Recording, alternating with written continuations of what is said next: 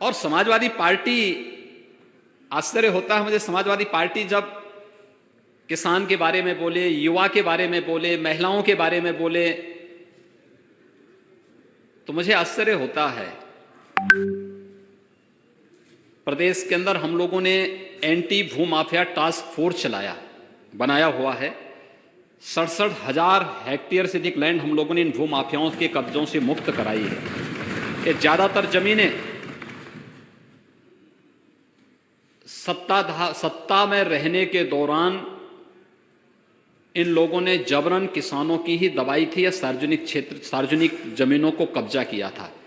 Procurement जितना पिछले 3.5 पौने 4 वर्ष के दौरान हुआ है, महोदय मैं दावे के साथ कह सकता हूं कि किसी भी सरकार की, वह समाजवादी पार्टी की दोनों बार की सरकार रही हो, 2003 से लेकर के 2017 के बीच में, और बहुजन समाज पार्टी की सरकार रही हो, ये सभी अपने समय के कार्यकाल को देखें और फिर तुलना करेंगे इन 3.5 वर्षों के कार्यकाल के दौरान, तो इनके 5 वर्ष के कार्यकाल पर 3 वर्ष का कार्यकाल कई बार हावी होता हुआ दिखाई देता है, भारी पड़ता है। हर उस केंद्र पे जो धान क्रय के लिए केंद्र खोले गए हैं, उस सब पे धान क्रय लगातार चल रहा है, कहीं कोई समस्या नहीं। बृहद पैमाने पर धान का क्रय प्रदेश के अंदर हो रहा है। उत्तर प्रदेश में मैं कहता हूं जितना हम 1 साल में क्रय कर रहे हैं, बहुजन समाजवादी पार्टी और समाजवादी पार्टी के 5-5 सालों का रिकॉर्ड आप देख लीजिए, जितना इन्होंने 5 साल में नहीं खरीदा, हमने 1 साल में उतना धान किसानों से सीधे खरीदा है और एमएसपी उनके खाते में भेजा है। अभी सुना है कि उन्होंने कहा दलालों को रास नहीं आ रही अन्नदाता की खुशहाली। इतना बड़ा धोखा, इतना बड़ा झूठ कोई सदन में बोल सकता है? इतना बड़ा झूठ बोल दिया गया। मैं उनसे जानना चाहता हूं, क्या उनके गोरखपुर में, महाराजगंज में, कुशीनगर में, देवरिया में, संत कबीर नगर में, बस्ती में, गोंडा में, फैजाबाद में किसानों को क्या धान की एमएसपी दिला पाए हैं? किसी जिले में दिलाए हो? पूरे उत्तर प्रदेश में किस किस किसान को कितना दे दिया एमएसपी? हम जानना चाहते हैं धान की क्या कीमत दी आपने। आप अभी भी गन्ने का बकाया कहते हैं कि कई सालों का हम जोड़ दें, कई सालों का हम जोड़ दें तो उतना भुगतान किया है।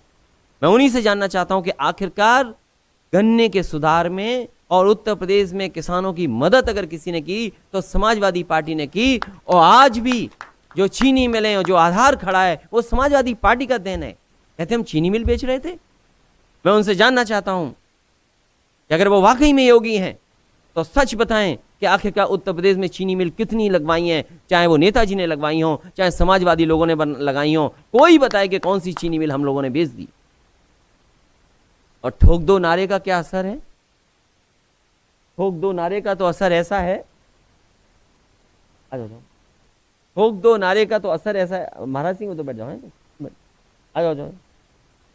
ठोक दो का तो असर ऐसा है कि किसी का कुछ नहीं पता और कानून व्यवस्था में क्या नहीं हो रहा। इतनी लूट और भ्रष्टाचार कभी नहीं हुई होगी पुलिस विभाग में जितना भारतीय जनता पार्टी की सरकार में हो रही है। और मुझे खुशी है इस बात की कि पुलिस के अधिकारी रहे तो उन्होंने बताया कि क्या समाजवादी पार्टी ने स्ट्रक्चरल चेंज किया है, क्या इंफ्रास्ट्रक्चर दिया है पुलिस को। वो जो भवन बना है, पुलिस भवन, जो पहली बार घुसता है उसके अंदर वो ये नहीं मानता है कि पुलिस का ऐसा भी भवन हो सकता है। और पुलिस को इसलिए इतना अच्छा भवन और इतना अच्छा इंफ्रास्ट्रक्चर दिया कि कम से कम जनता को न्याय मिले। लेकिन वहां बैठ करके लोगों ने अन्याय किया, लोगों के साथ झूठे मुकदमे लगाए।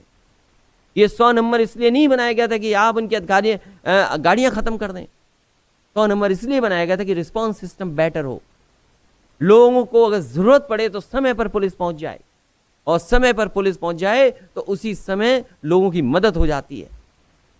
और कौन भूल जाएगा मुख्यमंत्री की वो भाषा, क्या सांप और छछूंदर वाली बातें ये कह रहे हैं। बताइए, ये भाषा है इनकी।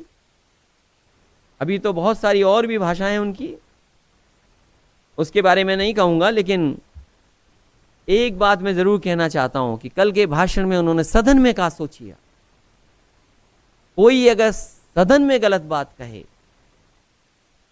तो उसको कौन सजा दे सकता है? वो जनता सजा दे सकती है। और मुझे भरोसा है कि उत्तर प्रदेश की जनता सदन की कार्रवाई को देख भी रही है, सुन भी रही है और मंथन भी कर रही है।